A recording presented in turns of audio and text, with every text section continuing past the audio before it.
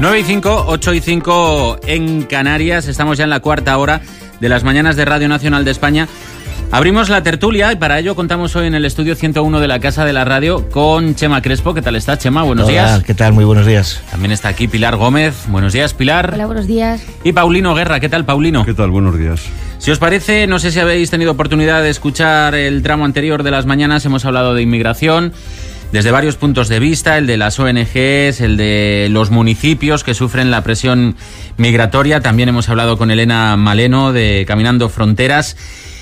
Existe un debate abierto a raíz de unas declaraciones del ministro del Interior. Este sábado pasaba por Algeciras. Decía que la situación no es de colapso, decía que es una situación excepcional, que es controlable.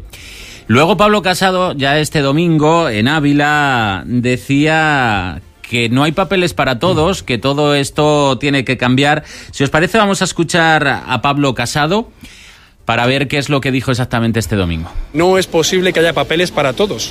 No es posible que España pueda absorber millones de africanos que quieren venir a Europa buscando un futuro mejor. Y como no es posible, tenemos que empezar a decirlo, aunque sea muy políticamente incorrecto. Marlaska, como decimos, negaba esa situación de colapso. Él dice que todo esto, lo que estamos viviendo estos días, con esas cifras, unos 1.500 rescatados o atendidos desde el pasado fin de semana, responde a la falta de previsión del anterior gobierno, del gobierno de Mariano Rajoy. Vamos a escuchar las declaraciones de Marlaska del sábado. Ha habido en ese sentido una falta, yo creo, de previsión, pero bueno, aquí estamos no para mirar el pasado, sino para afrontar el futuro y dar una respuesta que vuelvo a deciros que entiendo que debe ser desde el marco de la Unión Europea. Pues no sé qué os parece todo esto. Con esto sobre la mesa vamos a empezar a opinar. Chema. Sí, bueno, el debate es lo suficientemente serio como para que agradeciéramos que no se hicieran falsos tremendismos y no se tratara de predisponer a la opinión pública en contra de un fenómeno, el fenómeno inmigratorio, que en sí mismo no es malo, que a nuestro país le ha venido bien y que no está caracterizado por esas avalanchas millonarias a las que se refiere el recién elegido líder del Partido Popular. Que la inmigración no es un juego y que la inmigración debe estar regulada y que los derechos de las personas que vienen a Europa en la búsqueda de un futuro mejor para sí mismos y para sus familias debiera ser una realidad, pues debiéramos asumirlo con serenidad.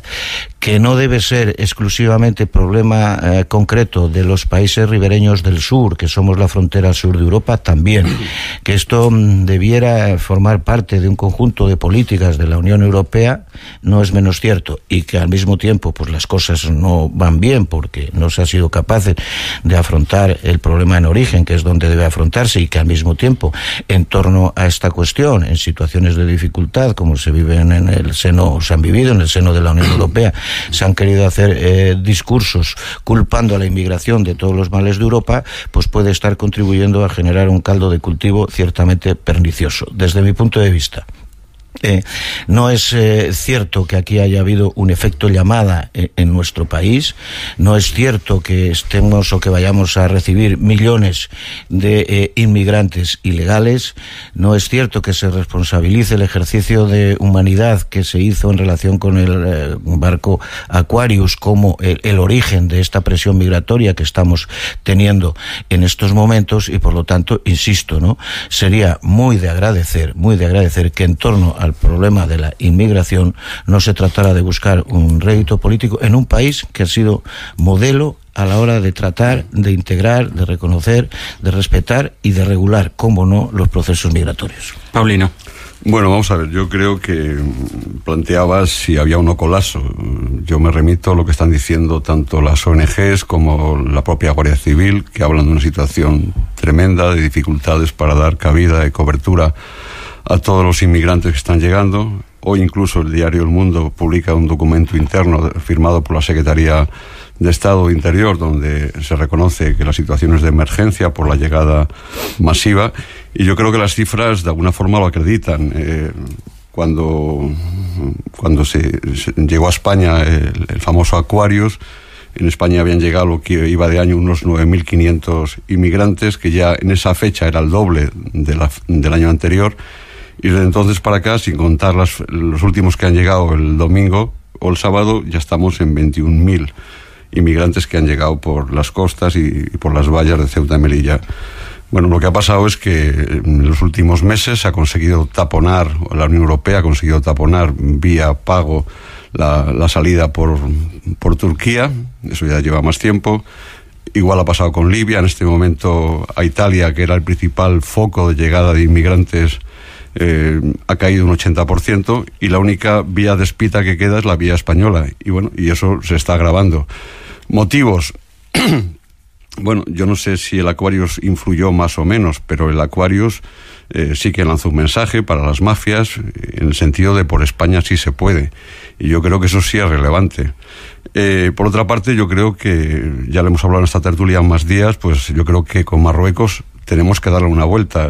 La llegada o no llegada de inmigrantes en gran medida depende del control que ejerce Marruecos. Por circunstancias que no acaban de estar claras, pero que podemos intuir, pues Marruecos en los últimos meses está flexibilizando el control tanto de las vallas de Ceuta y Melilla. El ejemplo del otro día, o sea, no se produce esa avalancha sin que las autoridades marroquíes, que tienen, cuando quieren, un control policial muy estricto de su territorio, pues no pasa por casualidad. Igual está pasando con la llegada masiva de cayucos. Ayer, por ejemplo, había un buen artículo en el Mundo, donde, entre otras razones, citando fuentes marroquíes, ellos planteaban que ellos no quieren ser los malos de la película. Si España hace un discurso humanitario, pues ellos no van a ser los que aparezcan como que son los represores. En Marruecos tampoco parece que ha gustado el anuncio de retirar las concertinas. Y luego daban otro elemento que yo no sé si es sustancial o no, pero sí que hablaba de los aliados del gobierno, en este caso de Podemos, que están con el Frente Polisario y a favor del Sáhara, que se haga un referéndum en el Sáhara. Bueno, yo creo que estas razones son importantes para analizar por qué Marruecos está flexibilizando el control de sus fronteras y permitiendo la salida masiva de cayucos. Sobre todo yo creo que el tema, Marruecos ve como tanto Turquía como Libia han sido untadas económicamente, y supongo que ellos también quieren dinero para ejercer el control que le pide la Unión Europea. Y además hay otro elemento fundamental que yo creo que es el tema del Sáhara. El Sáhara es un asunto que une el país, es un asunto fundamental de Estado, y cuando la Unión Europea, recientemente ha habido una sentencia del Tribunal Europeo de Justicia donde dice que el Sáhara no es de Marruecos, bueno, ese tipo de cosas siempre generan mucha tensión interna y generan siempre una respuesta que es, pues bueno, pues no colaborar con la Unión Europea, y en este caso con las autoridades españolas. Además, todo el tema de Marruecos está envuelto en una especie de nebulosa, porque había una visita del rey Felipe VI, no se produjo. Bueno, yo creo que una de las posibilidades de controlar la llegada masivas es recuperar la relación con Marruecos, que, como sabemos, con todos los gobiernos y en todas las épocas hay momentos en los cuales, por motivos que no acabamos de entender, pues se rompen. Pilar, nos queda por escuchar tu opinión. Hombre, yo creo que es una evidencia que hay una mayor llegada de inmigrantes, y lo dicen los datos del último informe que hace en la Organización de Migraciones, donde nos habla que tenemos ya el primer puesto en Europa de llegadas por el Mediterráneo. Esto no había pasado. Italia era siempre el principal puerto. Entonces es cierto que yo sí que creo que hay un efecto llamada que ha sido fruto de varios hechos. Uno, por supuesto, la política en Italia de Salvini de no dejar entrar, la política de otros países que no han dejado entrar, que ha hecho que se derive hacia nuestros puertos o hacia nuestras costas esa inmigración.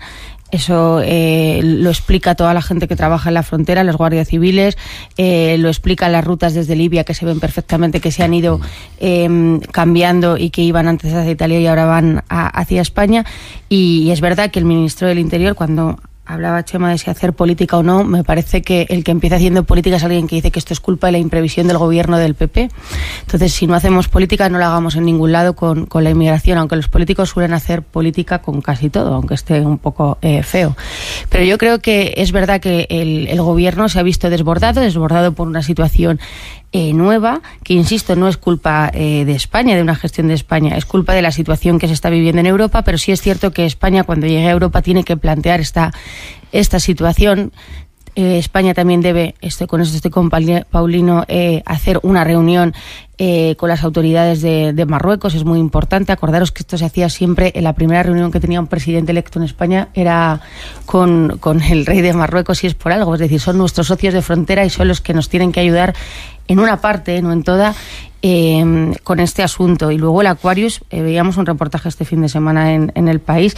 El Aquarius fue un rescate de titulares, pero la gente que vino en el Aquarius no sabe nadie ni dónde están, ni se les ha ofrecido un mejor futuro. Entonces tenemos la política de inmigración no se puede hacer con titulares, y estoy de acuerdo en que Pablo Casado exagera con ese 1 millón, pero también estoy de acuerdo en que es lícito hacer ese debate, y no es un debate, hay un intermedio entre que entre todo el mundo y lo que opone Salvini, que es que no entre nadie. Yo creo que hay que dar acogida, hay que ayudar, pero hay que dar soluciones, y no puedes traer a inmigrantes y que estén deambulando en torno a un CETI y que no se tomen medidas con Europa para decir, bueno, pues habrá que repartirlos, pero repartirlos en serio, no que nadie ha sido capaz de llegar a un acuerdo real. Habrá que dar a esta gente una vida digna, y habrá que dar también a los países de origen a una negociación desde el punto de vista de Europa, ahí no digo bilaterales, porque Europa tiene que plantarse, porque si no esta situación va a desbordar no solo a España, sino a Europa, y es un problema muy serio, que es un problema de humanidad. Pero al final a esta gente la estamos haciendo que entre, dejamos que entre, no solo en España, sino en todos los países. Y mira, me contaba un compañero que trabaja con Cruz Roja una cosa que no lo quería creer, la verdad, porque me decía, cuando se saturan mucho, la gente incluso de estas organizaciones nos vemos obligados a ponerlos en autobuses y lo trasladas a otra ciudad, y que esa ciudad sea... Dice, pero realmente les estamos engañando, porque les decimos, no, allá habrá alguien que te acoja, allá habrá otros compañeros que te podrán... Dice, muchas veces no, les pagamos 30 euros de un billete para cambiarles de ciudad, y en esa ciudad no sabemos qué va a ocurrir. Entonces me parece que es una situación de gravedad. No sé si antes de cambiar de asunto queréis aportar algo más, Chema.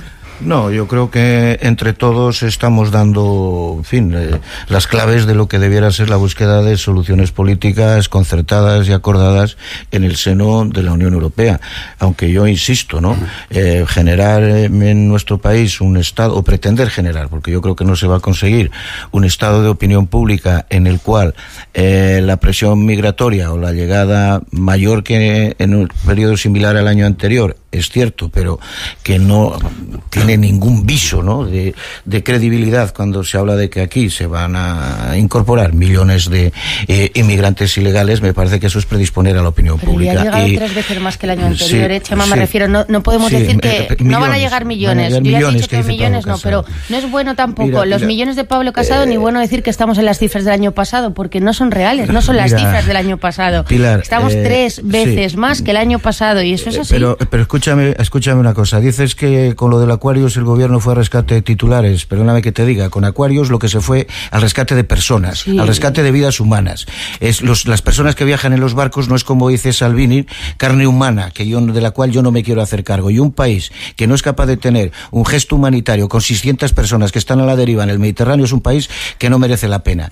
En segundo lugar, deducir inmediatamente y automáticamente que ahí está el origen del problema que tenemos, me parece que eso es falso. Ha apuntado Paulino con mucha razón que nuestro vecino del sur efectivamente juega con los flujos migratorios en función de cómo le va en las relaciones con nuestro país. Eso también es cierto, pero yo sencillamente lo que quiero decir es que aquí estamos hablando de políticas comunitarias, o estamos hablando de políticas de la Unión Europea en su conjunto, o realmente los países ribereños tenemos un problema. Pero a mí me encantaría que a través de este fenómeno que estamos teniendo en estos momentos, pues en fin, los líderes políticos, ninguno, Pilar, ninguno se dedicara a criminalizar al inmigrante. Ninguno, y yo quiero dejar claro que yo he apoyado siempre que al Aquarius había que rescatarle. Te hablo de política de titulares porque ese día había 600 periodistas, había todo un gobierno volcado en el Aquarius y estaban llegando a las costas. También Pablo Casado ha dicho que estuvo allí el presidente del gobierno a recibirlo, cosa que es una mentira de las más gordas que he oído nunca. Ya, pero como yo no estoy hablando,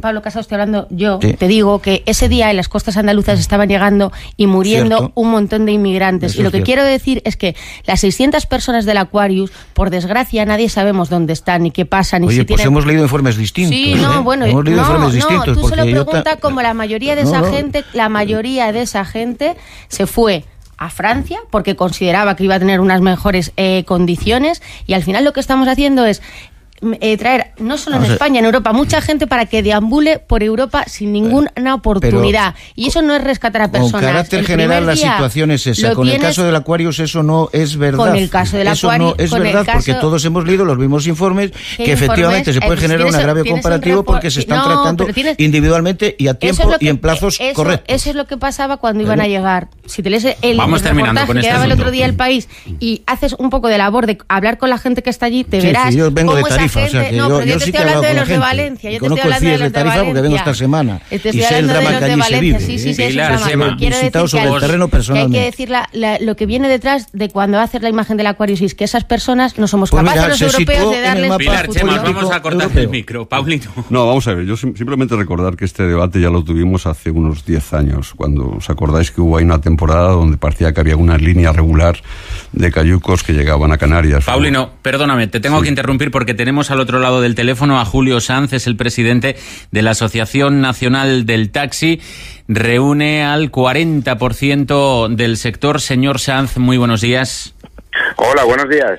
Estamos a pocas horas, algo más de 2, de esa reunión que está prevista para este mediodía con representantes de los taxistas y el secretario de Estado de Transportes. Ustedes van con 4 reivindicaciones claras.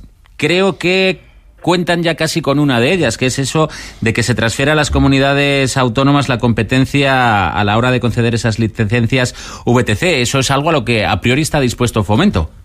Bueno, en principio tenemos esa declaración, esas buenas intenciones que necesitamos verla realmente plasmada y ese compromiso que se haga realidad.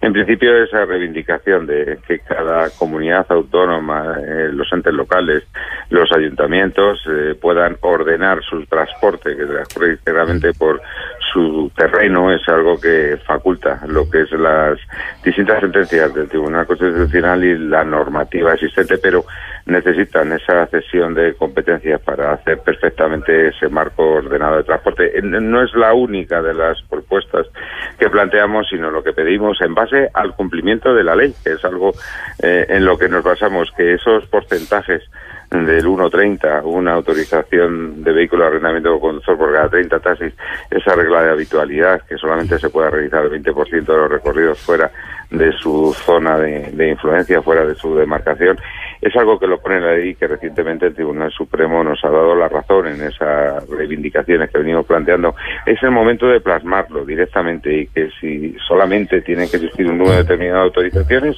porque lo dice la ley, pues que lo llevemos a cabo dentro de ese paquete de medidas y alternativas que le vamos a proponer al secretario de Estado de Transportes, pues entran esos cambios normativos perfectamente viables, que son relativamente sencillos llevarlos a cabo y que de una vez por todas deben de aportar tranquilidad a este colectivo. Por lo tanto, ¿hay perspectivas de acuerdo en las reuniones previstas para hoy, para mañana y para el miércoles? Bueno, nosotros vamos cargados de mucho ánimo y más que nada porque tenemos a todo un sector en la calle esperando esta respuesta afirmativa. Creo que es el momento para que de una vez por todas, en este caso el partido del gobierno, y de este gobierno que le ha tocado ahora a los pocos días de la toma de posesión y en la situación en la que se está desarrollando esta circunstancia, pues le ha tocado asumir esta papeleta. Yo le pido en este caso al gobierno que sea valiente, que tome las decisiones, y le pido también al resto de los grupos políticos que no use el taxi como instrumento o arma arrojadiza para las cuestiones y las inquinas personales que uno tenga. No utilicen el taxi porque les va a pasar factura. El taxi requiere de soluciones, independientemente del color político de quien las tome. Y 100.000 familias merecen la pena para que se tomen en serio y dejen de jugar a la política con el sector del taxi. Esto hay que solucionarlo sí o sí, porque ahora mismo 100.000 familias están en la calle y porque ahora mismo el sector del taxi en España está parado. ¿Esperaban que las movilizaciones llegaran a tanto como estamos viendo? Está medio país paralizado. Bueno, esto es el detonante. Esto es una situación que desde el 2009, que con los vacíos normativos que provoca la ley ómnibus y sucesivas malas aplicaciones de la norma y del regulador, en este caso, lo que han hecho posible es que tengamos esta situación de desequilibrio, esta situación en las calles tan incómoda, tan preocupante, que esto es el detonante. Y lo que es raro es que no haya explotado antes, ha surgido en este momento y desde luego en esta situación no hay marcha atrás.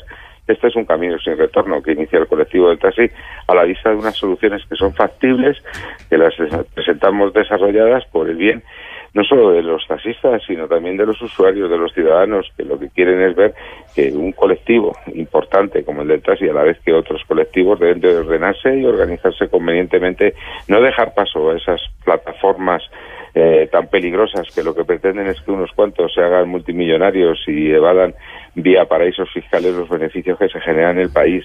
Hay que tener en cuenta, el taxi tiene más de 100 años de existencia. No conozco ningún taxista que tenga sus cuentas en paraísos fiscales y tenemos la mala costumbre de tributar aquí, donde se genera la riqueza. Tenemos un muy riguroso ordenamiento y una regulación muy exhaustiva y muy exquisita para proteger los intereses de los usuarios y de los consumidores, también del colectivo. Queremos seguir dando ese excelente servicio público que recientemente el Tribunal Supremo ha declarado de interés general y, bueno, pues estaríamos encantados de volver a la normalidad con un ofrecimiento claro y rotundo del secretario de Estado en base a que se van a poner las soluciones a esta problemática que tenemos. Julio Sanz, ¿qué le parecen esas imágenes en las que hemos visto agresiones a los vehículos VTC desde la patronal Unauto? Dicen que tienen miedo porque han estado recibiendo amenazas, agresiones. ¿Qué tiene que decir sobre esto? Bueno, pues mire, es una oportunidad que os agradezco para condenar y repudiar cualquier acto de violencia. No son las formas, no son las maneras. Es un colectivo pacífico, el colectivo del taxi. Miedo tienen también los taxistas que no puedan llevar el dinero suficiente para mantener a sus familias. Violencia, que condenamos en todos sus extremos, es también la que se ejerce por parte de los conductores de los vehículos de arrendamiento con conductor, irrumpiendo en las paradas, en los aeropuertos, en los hoteles, en los centros de captación de viajeros, haciendo como si de taxis se trataran y provocando constantemente día a día a los taxistas. Eso también es violencia. Por eso condenamos todo tipo de violencia. Ese no es el camino. Vamos a evitar que esto degenere en situaciones mucho más complicadas. Vamos a evitar que se den esas circunstancias y vamos con buen criterio a darle una solución que la tiene, porque verdaderamente la tiene. Solamente hace falta voluntad y solamente hace falta que se posicionen, en este caso el gobierno y los grupos políticos, si están del lado de más de 100.000 familias o bien del lado de 3 o 4, fundamentalmente grupos inversores que viven de fuera y que se pretenden llevar el rendimiento del país para afuera. Julio Sanz, presidente de la Asociación Nacional del Taxi, no sé si va a asistir usted a esa reunión hoy con Pedro Saura. Sí, claro, por supuesto. Pues espero... Aquí estaremos a las 12 y esperemos poder contaros cosas satisfactorias para todos. Eso es lo que esperamos, que se solucione lo mejor posible para todos este conflicto del que llevamos ya 6 días consecutivos hablando. Julio Sanz, presidente de Asociación Nacional del Taxi, gracias por estar en las mañanas. Gracias a todos, un abrazo muy fuerte. Buenos días. Pues enseguida os vuelvo a ceder la palabra para que valoréis todo esto del taxi. Paulino, te vuelvo a pedir perdón por cortarte de tan mala manera, pero es que nuestro invitado se tenía que marchar, que tiene una mañana intensa. Ahora enseguida opinamos sobre la huelga de los taxis, pero también queremos darle la palabra a la calle. Queremos pulsar cómo se está viviendo entre la ciudadanía esta huelga que lleva 6 días en Barcelona, alguno menos en ciudades como Madrid, precisamente en uno de los centros neurálgicos del transporte, en la estación ferroviaria de Atocha. Está nuestra compañera Beatriz Rodríguez. Muy buenos días, Beatriz. Saludos, muy buenos días desde la estación de Atocha, en Madrid. ¿Qué es lo que te ha contado la gente que pasa por allí y a la que le has preguntado por esto de la huelga del taxi? Pues en este punto de la ciudad se puede palpar claramente la incidencia de la huelga indefinida del taxi. A su llegada, muchos viajeros, muchos usuarios se han mostrado claramente molestos ante la situación. Sí, hemos llegado ahora mismo a la estación de Atocha y teníamos pensado coger lo que es un taxi para llegar a la estación de autobuses de aquí de sur y no nos facilitaron lo que es el taxista el viaje derivado a su huelga. Me parece que no es la fórmula correcta, porque muchas de las personas hemos tenido prisa. He cogido y he tratado de parar taxis para moverme y no me han cogido porque me han dicho que están en huelga indefinida. Precisamente ayer volví de Egipto, llegué al aeropuerto, me encontré con la huelga de taxis, que no sabía que estaba convocada, y fue un poco complicado llegar a la ciudad, y hoy también ha sido un poco complicado desplazarme hasta aquí.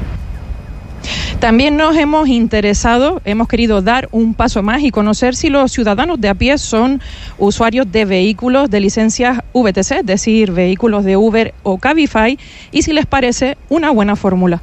La competencia es saludable, mejora el servicio y mejora los precios. Estoy aquí yo por un tema médico del niño y he cogido varias veces y yo creo que es, además de más barato, yo creo que es mejor. Normalmente no, transporte público siempre.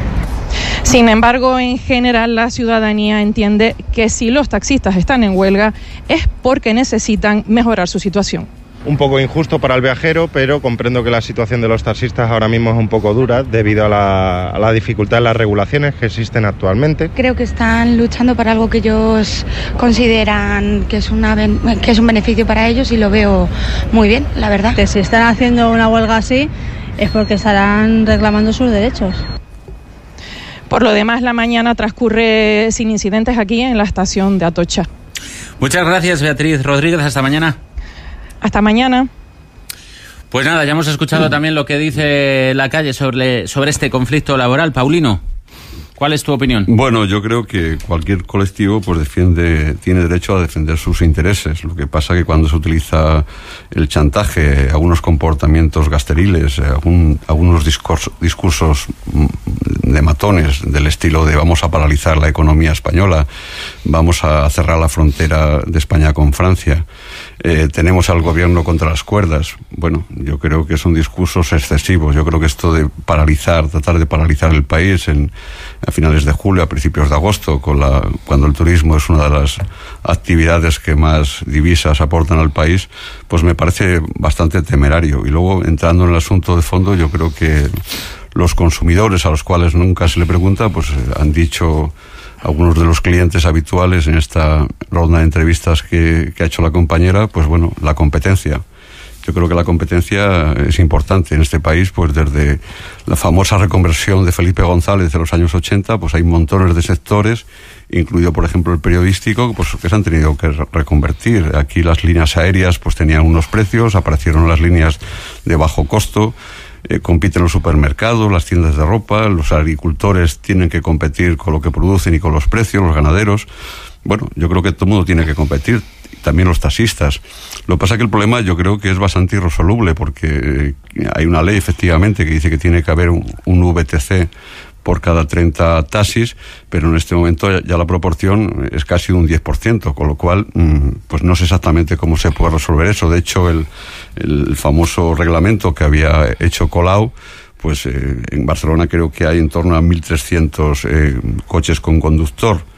La normativa proponía rebajarlo a 400. O sea, es una gente que tiene sus derechos, en muchos casos por sentencias y decisiones judiciales, con lo cual me parece que es un asunto de difícil digestión y resolución. Pilar.